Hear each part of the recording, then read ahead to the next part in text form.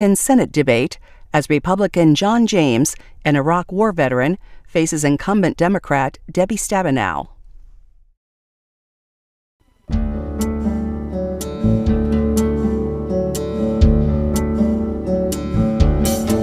This week on Q&A, Fox News host Tucker Carlson. He discusses his book, Ship of Fools, how a selfish ruling class is bringing America to the brink of revolution.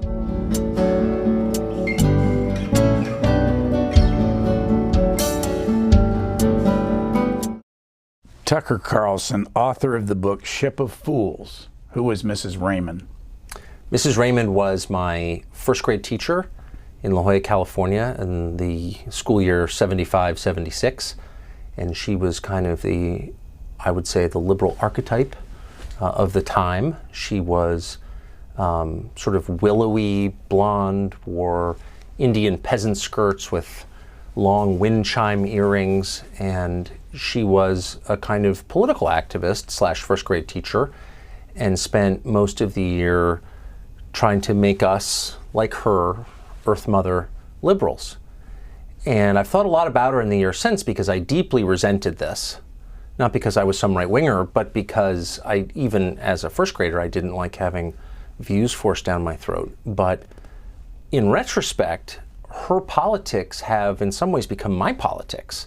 The things that she cared about, the struggle of the poor versus the weak, the environment, and the environment in the most basic sense, is the air dirty, or is the water clean, basic environmental concerns.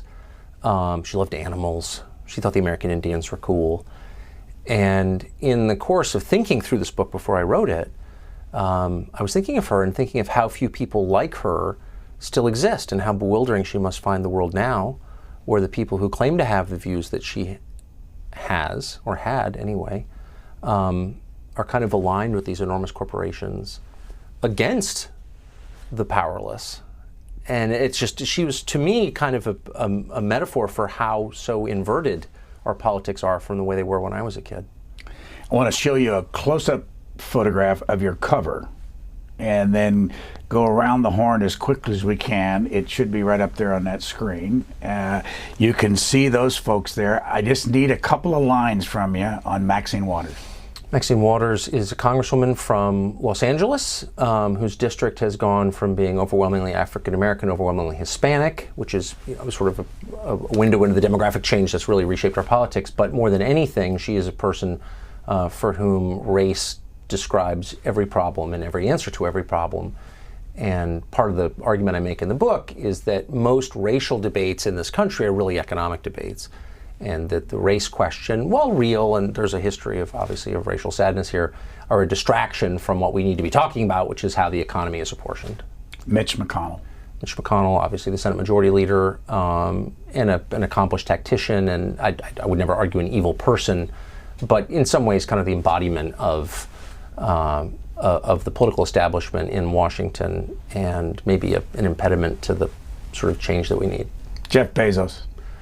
Well, the richest man in the world, founder, primary owner of Amazon, but also a progressive activist. And the case I make, which I sincerely believe, is that his progressive activism is both a smokescreen behind which he hides, but also a kind of indulgence that he pays to the activist left to keep them from criticizing him over his labor practices. I'm guessing Lindsey Graham? That would be Lindsey Graham. I didn't do the art for this. Lindsey Graham, obviously senator from South Carolina, someone I've known for a long time, smart, capable person, but also one of the sort of leading advocates for a thoroughly discredited foreign policy that is still, unfortunately, our nation's official policy, which would be neoconservatism. Hillary Clinton. Vanquished opponent of Donald Trump.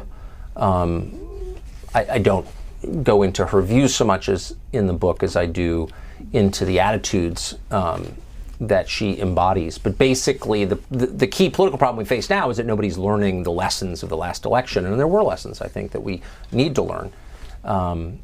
And she sort of led the charge for ignoring those lessons in favor of ridiculous explanations like Russia.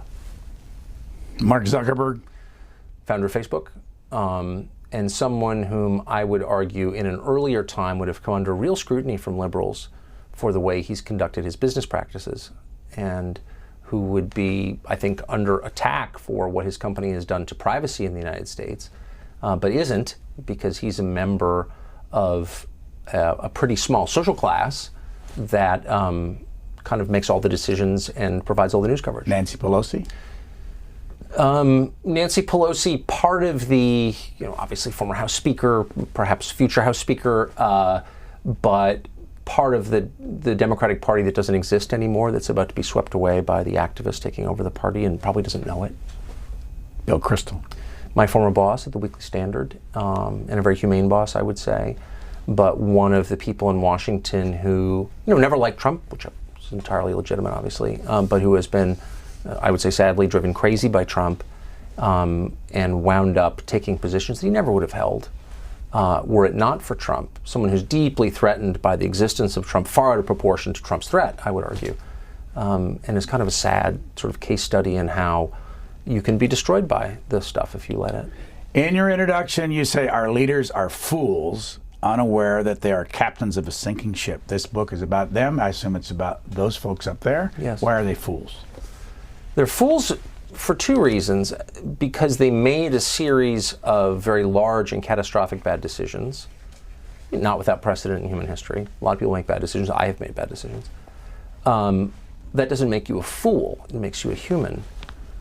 When you refuse to acknowledge that you made those decisions, and then further, maybe more significantly, refuse to learn from those mistakes and correct your behavior and readjust your theories, then you are a fool and you should not be in charge of anything. And on, again, the big questions of war and peace, questions of economic policy, questions of social policy, the only questions that matter, they've done that. They made really bad decisions. They hurt the country. I would forgive them for that in a second. I supported personally a number of those decisions. So it's not like I'm Nostradamus here. But I'm also not an idiot, so I could see that these decisions didn't work out as advertised. And why is that? Take 10 minutes and think it through. They never did. And so they don't deserve to rule. We think this may have been your first appearance here on C-SPAN in 1995. That's your first year in town. Let's watch. Well, I grew up in a town called La Jolla, California, which is in San Diego County. And I left there to go to school back east. I went to school in Connecticut at Trinity College in Hartford.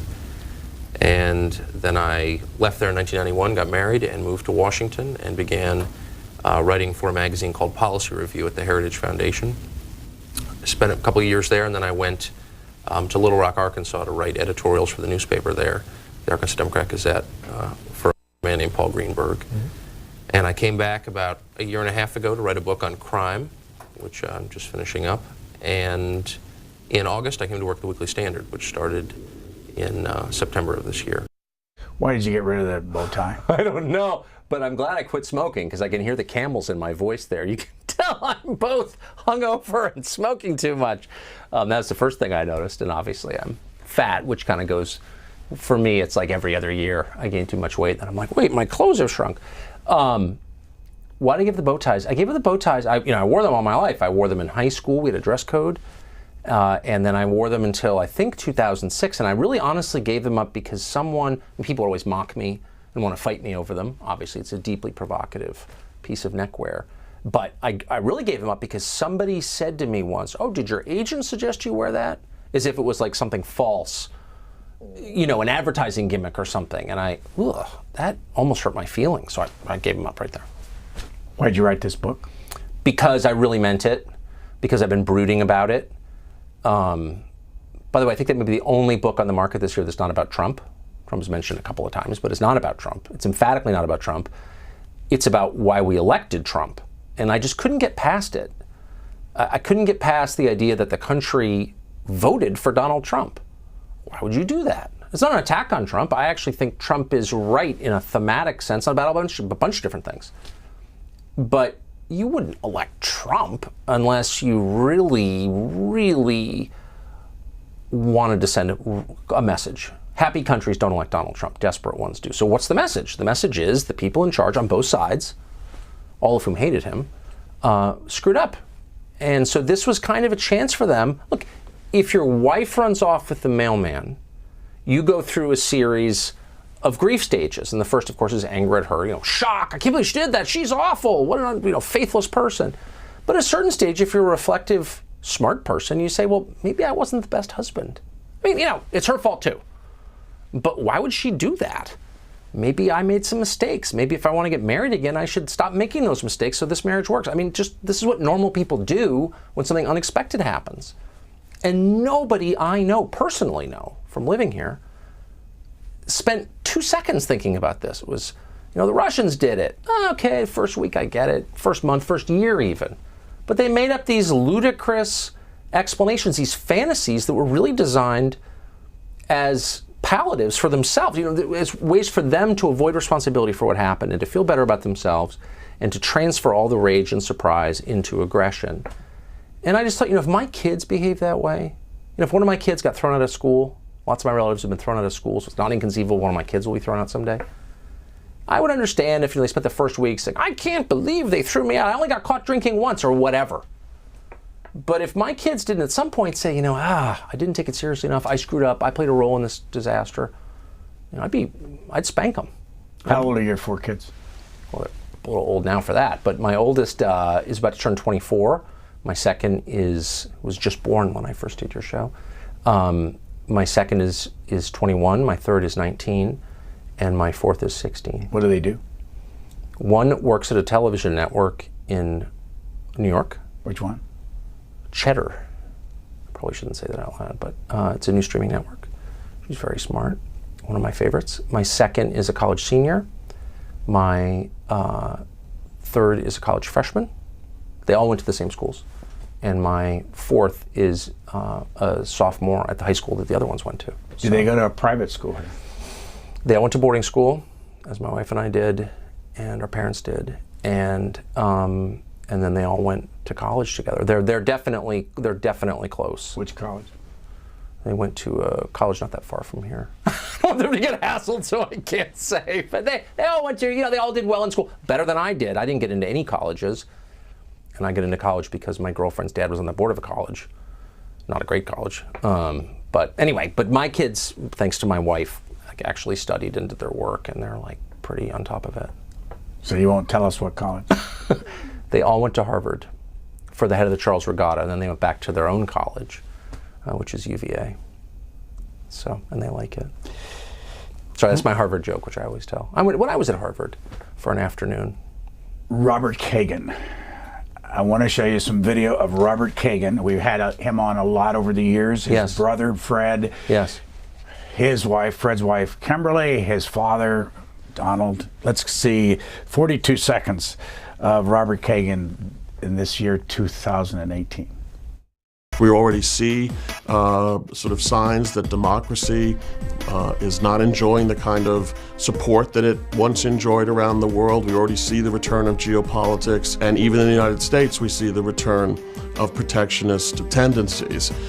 So if the United States is not in the business of supporting that order, then all elements of it that we've enjoyed will gradually go away, and the world will return to normal. I think that we have this idea that what we have now is normal, but that's just historically not true. Normal looks a lot more like the early part of the 20th century and the 19th century and all previous centuries. I want to read from your book. Around this time, Bob Kagan became a fixture in the Weekly Standard offices. Kagan always struck me as very much like Crystal, meaning Bill Kristol, in that both were products of academia and had similar views on the world. The main difference was that Kagan was dumber and less charming. Yes. Kristol came off as erudite and urbane. Those were his basic strengths. Kagan, who like Kristol had a graduate degree from Harvard, seemed like an aging linebacker with a history of concussions. Rather than make his case during conversations in the office, Kagan just increased his volume. When challenged, he yelled and stormed off. I always thought Kagan was an idiot, not that it slowed him down as foreign policy expert in Washington. Yeah. I have to say, this is the most surprising couple paragraphs in the book. Why did you go after Bob Kagan? I always thought that because I've always believed in, I like debate. I have a debate show. And I think that we all benefit from, and I have always enjoyed, hashing things out. Like you say that, what do you mean by that? And what happens if we do that? And what about this? And whereas Bill Kristol would always kind of entertain debate on most things. I mean, there are always some subjects people don't want to debate, but in general, he would. Kagan would always take the view when I asked him, and by the way, I was not on the opposing side. I mean, I was hardly like a, critic of neoconservatism in 1998 at all. But I was interested because I didn't fully understand all of it. And he would say, why is that? The Soviet Union's collapse, for example, why are we so worried about Russia still? Not that I'm, on Russia's side. And he would say things, why are you carrying water for Yeltsin? I'm not carrying water for Yeltsin. It's just like a sincere question. Should we pivot? Are there other threats we should focus on? Why is this important? You don't understand, shut up. And I always thought, he's far from the only person who behaves like that, but I always thought that if you find yourself going immediately to motive with someone you disagree with, maybe you're not examining your own assumptions very thoroughly. And maybe that's kind of a way of avoiding hard questions that you ought to be answering before influencing the way anyone else lives. It was really noticeable, and really noticeable. And then I've just watched over the years. I mean, that clip is a perfect example. So he makes a number of, I think, indisputably true and valid and probably important points. The post-war order is going away. The way we have lived for our entire lives is not a sort of representative of the way people have lived. This is an anomalous existence that we're living. That's all true. But it also elides over other questions that are even more fundamental, which is, why are we doing the things that we're doing? Is it still a good... So if he were here, one of the first questions I would ask him, which I have asked a bunch of people, was like, what's the point of NATO? I'm not against NATO. By the way, I'm not for disbanding NATO. I'm against wasting anything that took a lot to build. I'm not for destroying things without thinking through how they might be repurposed. Okay, so I'm not calling for the end of NATO. But I do think in order for something to continue, you ought to have a clear sense of why it exists. And it's like, what's the purpose of NATO? I mean, it was obviously designed to keep the Soviets from invading Western Europe. Probably not a possibility now. So what's its purpose? If you ask that question, and I have, people here tend to be very Kagan is a perfect example of this, tend to be very threatened. And rather than answering it, whose team are you on? I don't know. It's a sincere question. And to me, that's always a tell. Again, if you attack the person asking the question rather than answering the question, what are you really saying? How long did you think, though, about calling him an idiot? Not long at all. And maybe I should have thought of it. I mean, there were definitely things in the book where I had, because I've lived here my whole adult life, catty things to say or thoughts I've had about people, and I took them out. I did not take that out. Maybe I should have. I don't know that it makes my case any more strongly. But I did feel that way. You're on Fox News at 8 o'clock at night. The show used to belong to Bill O'Reilly. Yes. Here you are on this network in 2003. I think there's kind of a deep phoniness at the center of his shtick.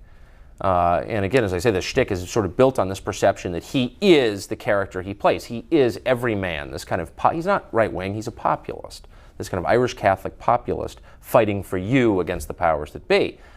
And that's great as a shtick, but I'm just saying the moment that it's revealed not to be true, it's over. The moment he gets caught, slapping a flight attendant on the Concorde for not bringing his champagne fast enough, or barking at, one of his subordinates to take the, brown M&Ms out of my bowl and get me a bottle of Evian, or something like that. The second that makes page 6, it's over.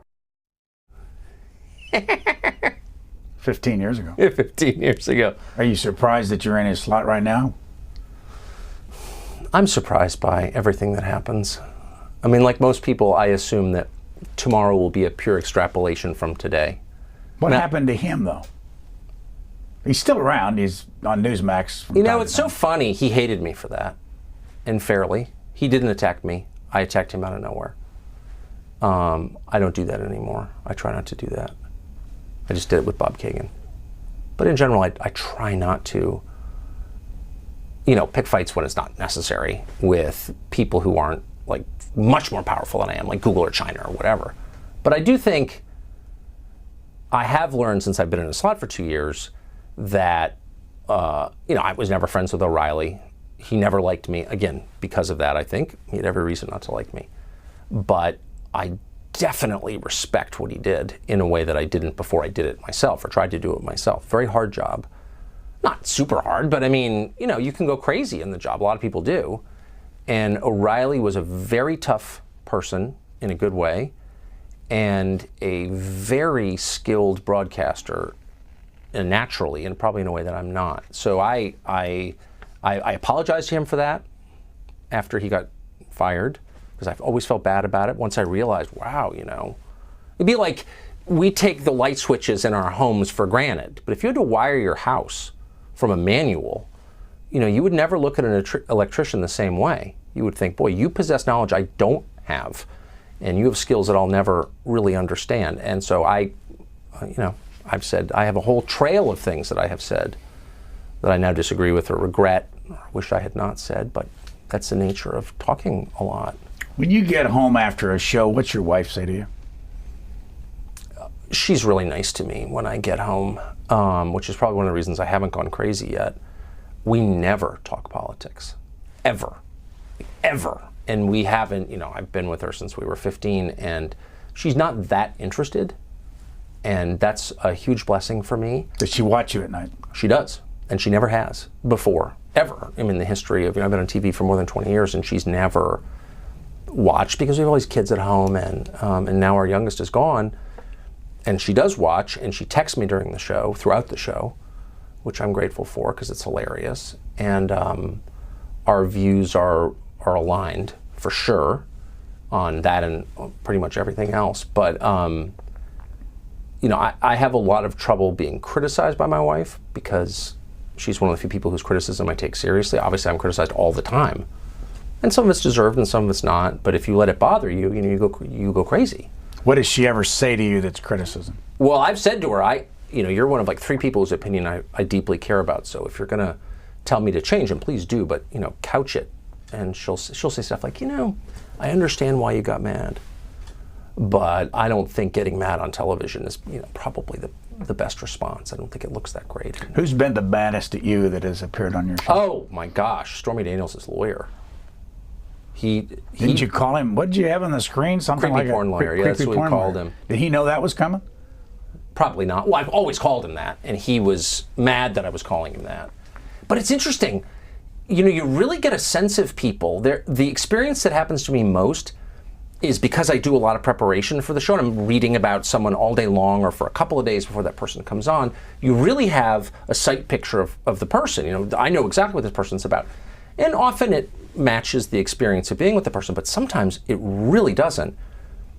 I mean, once a week at least, I'll have someone on and I think I know exactly who this person is, and within the end of the first sentence, I know that I was wrong.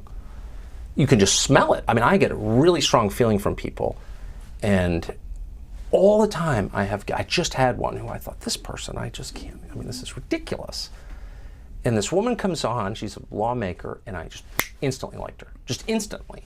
And I really got the sense, and I always trust my gut instinct on people, that she was trying to do the right thing and reaching a very different conclusion from mine. But she was totally sincere, and I really liked her, and I was nice to her. And the opposite sometimes happens, where, you know, you think you like somebody, you agree with the person, and you get a sinister, dishonest vibe.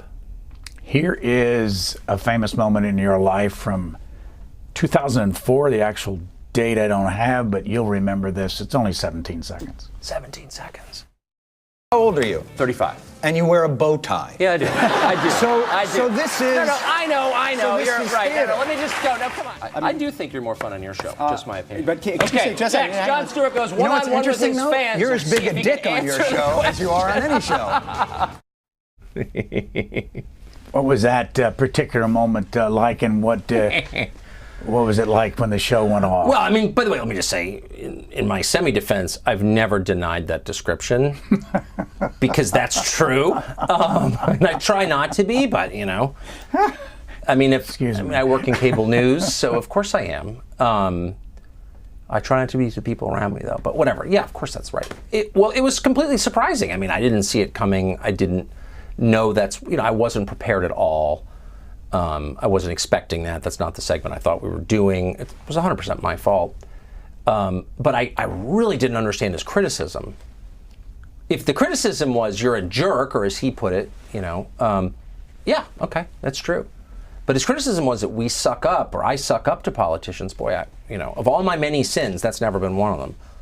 So, and also, I don't think debate hurts America. I think debate is I think screaming at people and being unfair hurts America, but I don't think asking people to account for what they're saying and explain what it means and why it works, I don't think there's anything wrong with that. I think it's edifying. Here's a guest who was on your show on July 12th, 2017.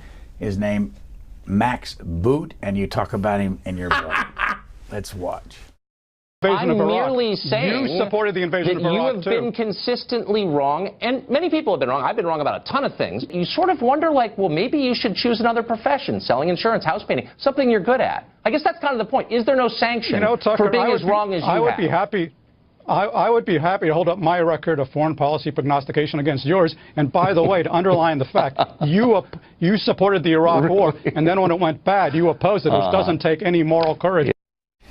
Was he right? That I supported the Iraq War? Yep. Absolutely. I did it on television. Why did you flip then? Because I went to Iraq.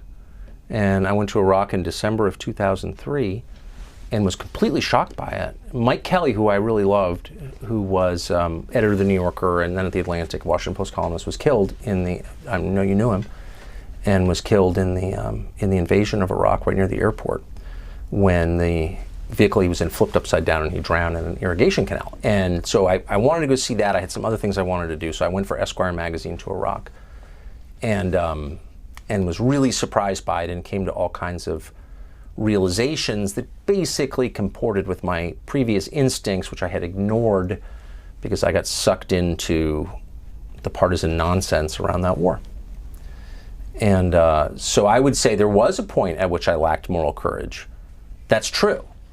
And it was when I allowed myself to be manipulated because I lacked moral courage into supporting what I sensed was a bad idea. Anyway, but I immediately, before the war went south, I gave an interview to the New York Times as soon as I got back and said, I can't believe I supported that. And so, but again, just to be completely clear, the number of things I've been wrong about, I mean, I could have written a book on that. You know, I was like a fervent death penalty supporter for a long, I can't even imagine that now. You know, I was pro-choice, huh?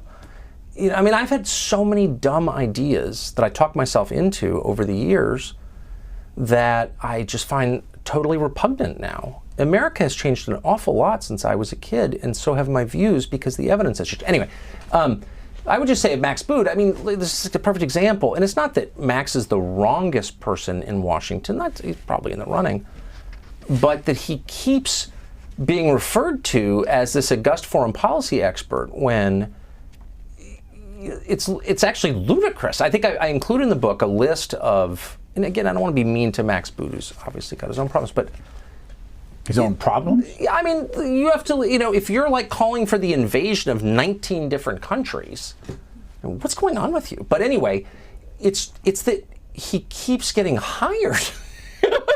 In other words, if I'm a builder and the last 3 houses I built collapsed on the occupants and they died, it doesn't mean I couldn't be a great hospital administrator or opera singer. It does mean I need to get out of the construction business. That's all I'm saying. Why are you so tough on Chelsea Clinton?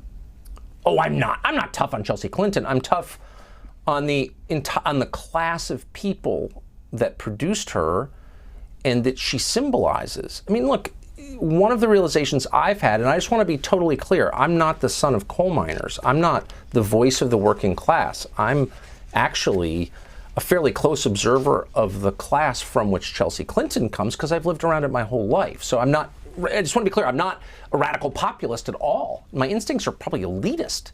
I just think our elites are not impressive. That's the only point I'm making. And so one of the things I have realized watching America for the past almost 50 years is that a lot of the pretense about meritocracy is false.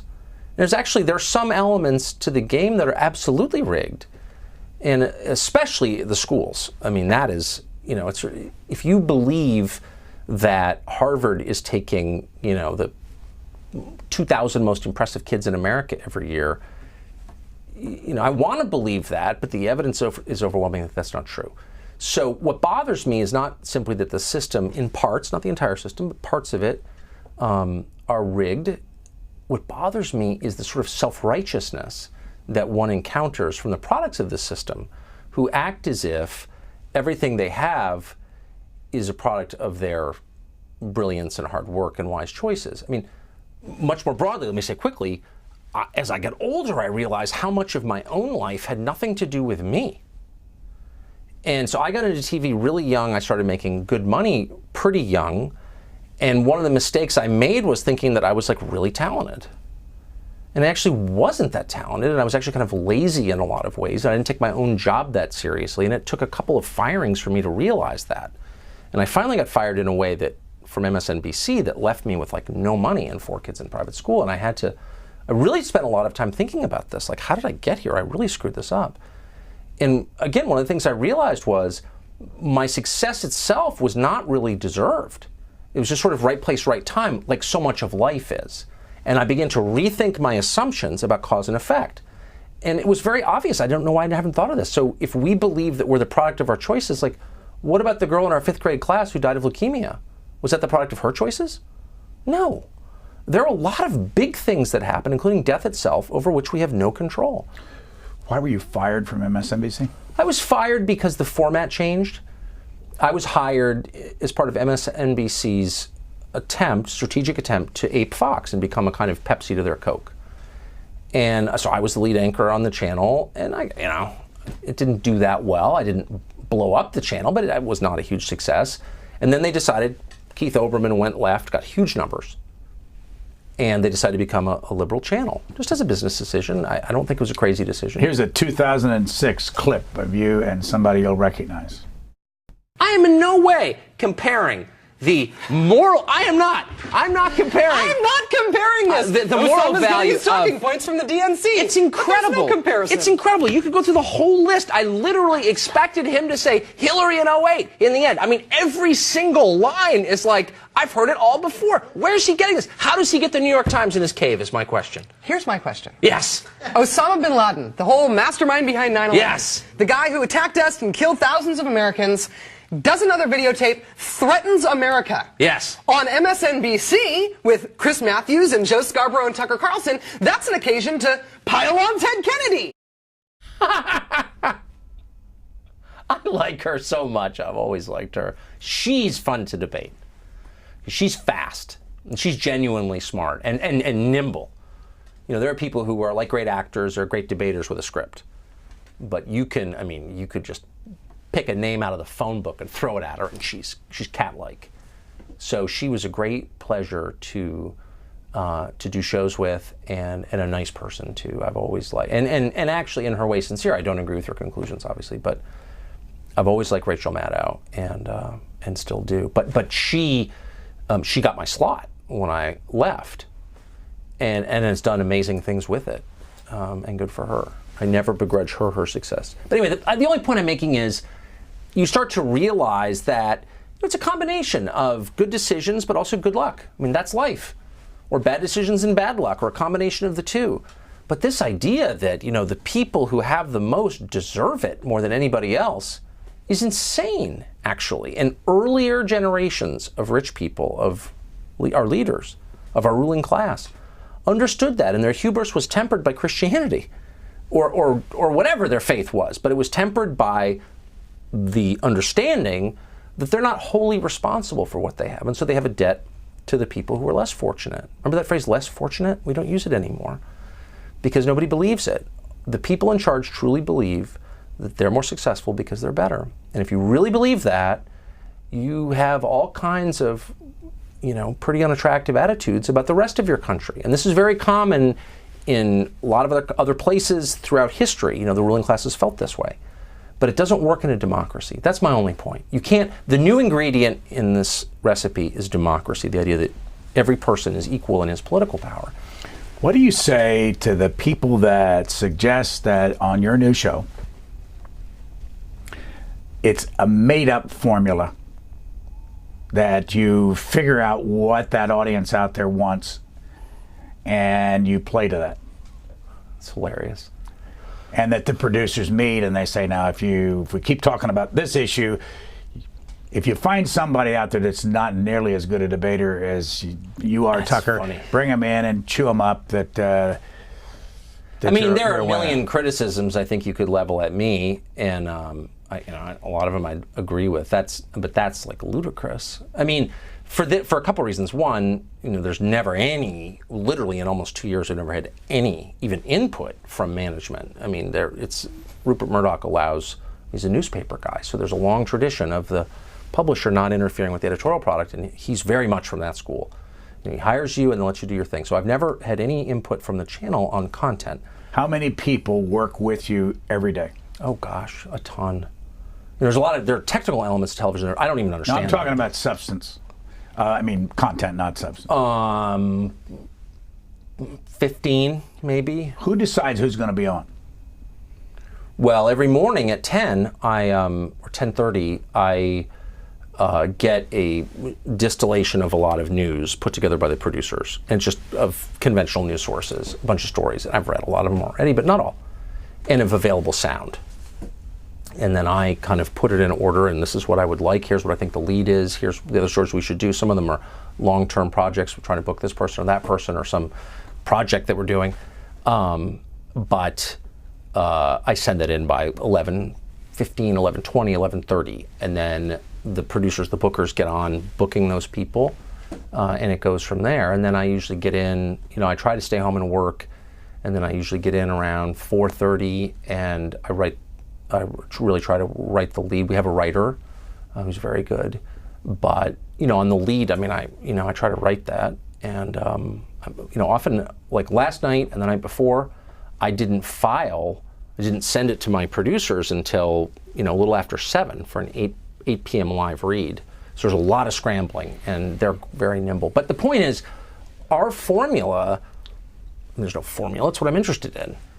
And what I think is important. But I would just say two things. One, we've really tried to not have a formula and to do things that are not conventional Fox stories. Fox, I think, has a long history of supporting American military action no matter where it is or under any circumstances. And we've taken exactly the opposite position pretty aggressively. And you saw the Max Boot interview. He's a frequent Fox guest. He's been on Fox for 20 years. Calling for this or that invasion. I reject that completely, and our viewers have responded in a way I didn't expect they would. I thought they'd be offended, they're not. So there's that. And the second point I would make, and I'm not always true to this, but we're usually true to it, we have a big platform and we're aware of that. It's a highly rated show, it's on the most highly rated network, it's television, it's emotional. Don't beat up on people who are weaker. We really try not to. We really try. I think of this every single day. As you pick opponents, on television particularly, pick, the big ones. So like Google or the government of China, it's like, and you can crush people. I've done it on TV. Look at this person, you show a picture, is it really worth it? Did you ever have anybody sit across from you and walk off the set when you're going after him? Yeah. Only one. This show? No, many shows ago. You know who did that actually? Was such a nice man. Richard Simmons, the exercise guru. And he was on, couldn't be a nicer guy, smart and interesting guy, actually. Another one of those people, you have no idea what he's like until you meet him. Richard Simmons is like no one I've ever met in my life. He's not a buffoon at all. He's really interesting and strange, but interesting and nice. I liked him enormously. But anyway, he had punched some guy or slapped some guy in the face in an airport for making fun of him. And I didn't mean to offend him, but I asked him about it. And he stopped and went like this and stared at me. And a tear rolled down his cheek. And he slowly took off his microphone and put it on the set and stood up, shook himself off, and walked off stage. He completely took control of the show. And he walks off from me. I said, I don't know what happened. We'll be right back. And my cameraman, Al Heck, I'll never forget this big biker guy with sleeve tattoos, goes, why were you mean to Richard? I said, I didn't mean to be mean to him. I didn't know what upset him. It was really a moment. But no, that's the only person who's ever walked off. I've heard people say, though, did you see Tucker's show last night? Why did that person go on there? He just chewed him up and spit him out. And does anybody ever say after the show's over, I'll never do that show again? No. You know what I'm talking about. Of course. I personally don't think, look, I've done it for so long that it's possible, not possible, it's certain that I'm less sensitive than some people, for sure. So you get calloused. So what seems really rough to someone doesn't seem as rough to me just because I do it for a living. And because it's very hard to hurt my feelings, so I imagine other people that way. No, I can't think of anybody. I'm sure people have felt that way. We have a lot of people who come back. I think people come out. Look, if this has happened a number of times, a booker will call me and say, we're trying to book this person, really worried about it. They're worried you're going to edit the tape. I said, you tell them it's live, which it always is. It's live. We don't want to edit anything. We can't and wouldn't. And will you call them and reassure them? Of course. So I always call, and I always do exactly the same thing, and it's worked 100% of the time. You say, these are the questions I'm going to ask you. And you tell them what the questions are. And then when they come on the air, you ask those questions. There's no trickery. I don't need to win every debate. I'm on 5 nights a week. I don't need to, it's not my last TV show. I mean, I can leave things up in the air. I can do whatever I want. So I don't need to crush people. I don't want to crush people. I certainly have been, when I get mad, I can be a jerk. And I really try not to get mad. And the only times that I've gotten really mad in the last couple of years are when I don't see it coming, when I don't expect it. And someone whips around and comes at me and and then, and that's when my wife always says, you should not do that thing. When do you see the numbers for the audience? 4:30. We get the early numbers in the morning from the big markets. I don't have the numbers delivered to me. I took myself off the list. I don't want to be obsessed with them. Of course, I know exactly when they come out, so you can. It's pretty funny. Actually, the truth is, since no one will ever see it, oh wait, we're on TV. No, our audio guy, Tony White, who I love, who's in New York, gets the numbers and often sends them to me. But, you can't make all your decisions. Look, Fox has been around for a long time, and my views are basically consistent with the views, I would say, of our audience, but not totally congruent. There are some things that I just don't agree with. Would you call yourself a journalist? Oh, I don't know. I don't really want to anymore. Why? I don't know what it means. It doesn't seem like a very honorable business. I don't know what that, a lot of people call themselves journalists. No, I host a talk show. I will say this, that my instincts are what I grew up with in a family of journalists. My instinct is always to watch and assess and not participate. I have no desire to make policy for anybody. I have no desire to be in charge of anything. I don't want that. I never have wanted that. I just want to understand how things work. I want to say what I think. That's really important to me. I want to be able to voice my opinion. It's a catharsis for me. I want to be able to talk to people because I enjoy it. I like people. But I want to know why things are happening without participating in them. I guess I could work in government. Obviously, the bar for policymaking is pretty low. I mean, I think I'd probably get a job as a policymaker, knowing some of the people who do. But I don't want that. And if I wanted that, I would do it. So my temperament, my nature is journalistic in that I just want to watch. Here's a fellow you talk about in the book. He was on the Chris Hayes show back in 2017. His name is Ta-Nehisi Coates. Let's watch. If you own a business that attempts to keep black people from renting from you, if you are reported to say that you don't want black people counting your money, if you say, and not even reported, just come out and say someone can't judge your case because they're Mexican, if your response to the first black president is that they weren't born in this country, despite all proof, if you say they weren't smart enough to go to Harvard Law School and demand to see their grades, if that's the essence of your entire political identity, you might be a white supremacist. I wouldn't say George Bush is a white supremacist. Now, I have a lot of problems with George Bush's policies. I can make an argument for how they, affect black people in a negative way. Right. You know what I mean? But I wouldn't argue that he's a white supremacist. I wouldn't argue that Mitt Romney is a white supremacist. Donald Trump is a particular specific thing, and I think there's quite a bit of evidence to back up the charge. Because I think that was done. I mean, I wasn't offended by that at all. In your book, you say Coates' most enthusiastic fans are affluent white professionals who live in coastal cities. The problem that I have with Coates is not what he said. So he's making a critique of Trump. It's fine. I mean, I don't agree with all that, but I don't think that was crazy at all. That's a point of view. If you read his autobiography, there are, not sprinkled throughout, but on virtually every page, flat-out attacks on people on the basis of their skin color, of their genetics. Now, that's the definition of racism. I read it, I was like, I cannot believe. I've read this book, I've read 5 reviews of this book, because I read a lot of magazines and newspapers and stuff, and I never knew, what?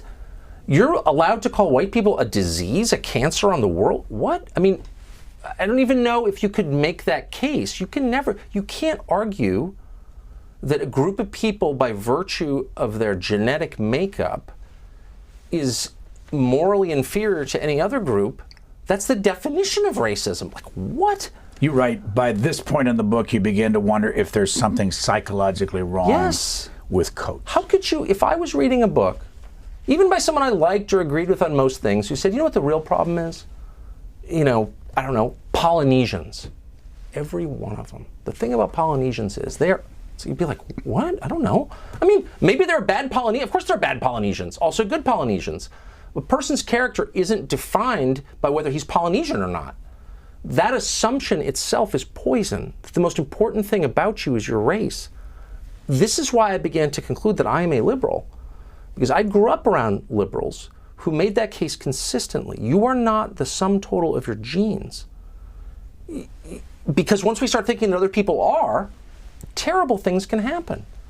Obviously. And all of a sudden, here you have a guy at the very center of American literary life who writes a book this is not a letter to a friend that was unearthed years later. This is a book that was on the New York Times bestseller list and was reviewed by a lot of people I know who are smart people. And no one mentioned this. Read the book if you don't believe it. It's unbelievable. I almost found him. I was like, I can't believe this is real. So what does that say about our elites? I don't know why you would ever encourage or tolerate. Because look, Coates was just making the opposite case on television right there. He's saying, look, I don't like Trump because I think he makes generalizations. And the one that I do agree with Coates on is that Trump did say, I shouldn't be tried by a judge because of his heritage, a Hispanic judge. Like, you can't say that. That's terrible. Because you're saying the most important thing about the judge is his race. And like, I just completely reject that. But what I find amazing is if you say I completely reject that, you're a racist? It's like, it's Orwellian. It really is love is hate, war is peace. It's the opposite. It's the mirror image of what's true. And I find it makes my head spin. Anyway, but I'm not moving from that position. I've always felt that way. I'm sure in my heart I've fallen short of it. I don't ever want to present myself as some sort of superior moral being, because I'm definitely not. In a segment on Samantha Bee, first of all, for those who never heard of her, who is she?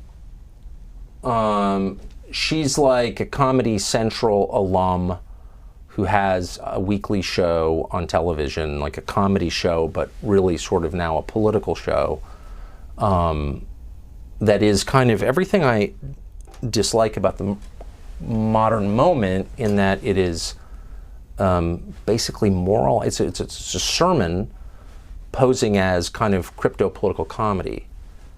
And I mean, I'll concede I'm an Episcopalian, so we're very light on the moralizing. And for good reason. We have nothing to moralize about, trust me. But I have a very low tolerance for that. I don't mind people getting red in the face mad about what they believe. Totally fine. What I really don't like are political debates that begin with the assumption that I'm saved and you're damned. One reason is that rich New Yorkers would rather not have their children go to schools with minorities. What's that about? Well, it's about, so I'm constantly hearing this response to policy debates where rather than address or rebut the point someone is making, that person is dismissed as a racist or white supremacist. Okay. Diversity is our strength, it's our only strength, whatever that means. But basically, the point that they're making is, I'm a good person, you're not, shut up and obey. It's a very pernicious way to conduct politics. It's the worst way. So at some point, you got to ask, like, okay, so this diversity that you are for, which I'm not arguing against, by the way, are you living it? Are you living it? And I just know, as someone who lives in the District of Columbia in a neighborhood that is demographically unchanged since 1960, and I looked at the numbers and it's true, nothing's ever changed in my neighborhood. You sort of wonder, like, if you're so for this, then why aren't you living it? One thing I've learned from my kids is they don't pay any attention to what you say. They discount it. They're not listening. They're like your dogs. All they do is watch you, watch what you do. So if you say, you know what? Don't smoke cigarettes. They're terrible for you. Your kids are going to smoke. It doesn't matter what you say. You're smoking. So if you want to know how people feel about diversity, check out their zip code and find out who lives there. Do your kids watch you? I don't think my kids ever watch me. I don't talk about politics with my kids. I never have. Never. I mean, never. We never talk about politics. We never have. And what do you talk about? You know, life, what they're doing, people, but I've never talked to my children really don't like politics. And I think a couple of them have strong political views. I'm not exactly sure what they are. One of them I know agrees with me, sort of, though he thinks maybe I'm too moderate. I don't know. But I've never talked to my kids about politics, ever. And they see it as a very dirty, unhappy thing, maybe because they grew up here, but also because people who live here have a much more bipartisan sense. So like they grew up in a neighborhood where, most of the parents disagreed with me, but we were all friends. So I don't know, they just, I don't know, maybe they can't take it from me, I don't know. Back to Samantha B, because I want you to explain this. This is a paragraph on page 171. How did B and her neighbors respond to the proposed increase in diversity? With rage and defiance, quote, "We were sad to learn that there aren't a lot of African Americans who live on the Upper West Side of," that's in New York, one local parent told a reporter, "but we chose to move to this place because we put the quality of the education at a higher level," unquote. In other words, we live here because it isn't very diverse. What's that all about? Explain that part of your book. It's, I'm trying to pierce the veil of pomposity that surrounds these people. Let me just state very clearly, I think you ought to do what's best for your kids, period. And I think that that's every parent's top priority. And I don't think there's any shame in that. But this is exactly the group that lectures the rest of the country about how they're putting their kids' well-being above abstract ideals like diversity, again, whatever that is. So these are the people who are calling you racist, but they're very annoyed by the idea of increased diversity at their own kids' school because they perceive that that detracts from its academic excellence. An assumption which itself I don't think that they would tolerate in others, but whatever. If you are saying, look, I have a lot of problems with our immigration system, not because I'm opposed to immigration, I'm actually very pro-immigration. I just think that you ought to be thoughtful about it, that's it. So if you say that, all of a sudden it's shut up racist, making a race debate out of policy issues at every turn. And there are lots of racial questions that we should talk about. But holy smokes, not everything is race. I mean, some things are like non-racial and economic. Most things are economic, actually. But anyway, they'll say, you just don't like diversity. Okay, whatever that means. Let's talk about where you live and where your kids go to school. I mean, what are you talking about? And it's part of a theme where the people who most self-righteously demand that you do X, Y, or Z are doing the very opposite. And so you have to sort of wonder, like, what is that exactly? If you're attacking me as a bad person for not being a vegetarian while eating a steak, I think I should at least be allowed to ask, like, what is this about exactly? You started something called a Daily Caller with, I think, Foster Friese's money. Is that fair? Yes, mostly. Has it worked? I think it's worked great. For the last 2 years, I've had no contact with it. It's part of my contract. Except they put something on there every day with you from the show from the night before. Yeah. Anyway, I can't have, by contract, and it's spelled out in my contract, that I can't have any role in running it. And I don't think I have time anyway. And my college roommate and best friend, Neil Patel, runs it. And I think he's a more capable boss than I am anyway, so it doesn't, I think it's actually thrived under him. I don't think he really wanted that job. He's not a journalist, he's a policy guy and a lawyer and a business person and very successful, but I left and all of a sudden he had to manage his newsroom, and he hired good people to help him, but he's making a lot of editorial calls. Does it make money? Oh, it's made money consistently for you. Well, yeah, we don't have a choice. We are a for-profit business. We don't have, donors keeping it afloat. And what do you think the biggest impact of the Daily Caller website is today?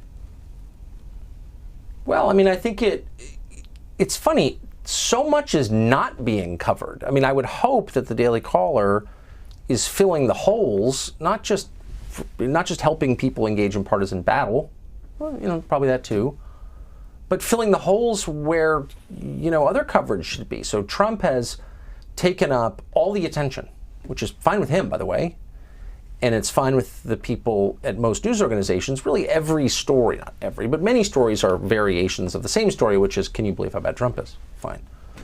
But holy smokes, a lot is changing, a lot. Technology is changing it's going to completely remake our economy in the next 10 years.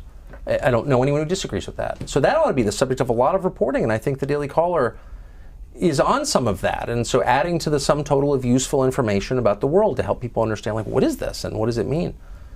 So, I'm proud of that, and I love the people who work there, and a lot of our employees have gone on to work at other news organizations, most of them pretty liberal, but do really good work. A lot of sincere, smart, hardworking people. The pay was bad. We let people sleep in the office if they wanted. We always had free beer and Pop-Tarts. I mean, there were sort of side benefits. But, they asked a lot of the employees, and they learned a ton. It was a great experience. It was just wonderful. And I'm in touch with, like, everyone who's ever worked there. We've had literally hundreds of people work there, and I still talk to a lot of them. They all text me. I know this is one of those questions that, that you answer it any way you want to, of course. What do you think will happen in the 2020 election? Just based on, kind of a broad overview. What do you think the change will be based on what the 4 years of Donald Trump will mean? I don't know. I mean, worst case scenario, none of the questions that his election raised will be answered, and the middle class will continue to shrink as a proportion of population, and the divide between the people who are benefiting and everyone else will grow. And we'll continue to ignore actual threats to our security like China. And the tech companies will continue to exercise even greater control over information and our ability to communicate it with each other. And, that's not a good path. We will pull this tape out in the future. Will he get reelected? I know it's really early in this. The only way he gets reelected is if the left keeps on this course. I mean, look, if they keep screaming at people they disagree with in restaurants, you say something they don't like and they yell at your wife at dinner, really? Normal people are not for that. I've got a million liberal friends. They're appalled by that. And so I think in order to win, the Democratic Party needs to do two things. And I think they easily could win. Of course they could. Trump has never been above 50. So why wouldn't they win? The two things they need to do: articulate a clear economic program for the country. They have 80 years of practice doing that. I didn't agree with a lot of their economic views, but it was a party about middle-class economics for generations. Be that again, and get some of the crazies under control, like the angry rich kids who are yelling at people in restaurants and Antifa. Just tell them to settle down. You can make them settle down. The book cover looks like this. Tucker Carlson, Ship of Fools, How a Selfish Ruling Class is Bringing America to the Brink of Revolution. Thank you for joining us. Well, thank you.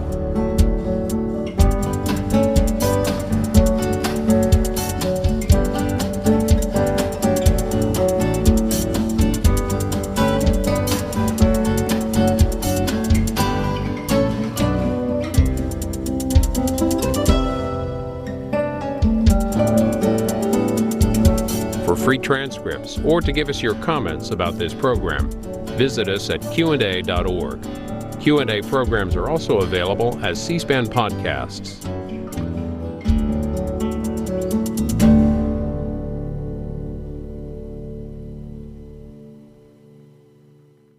Next week on Q&A, Joel Richard Paul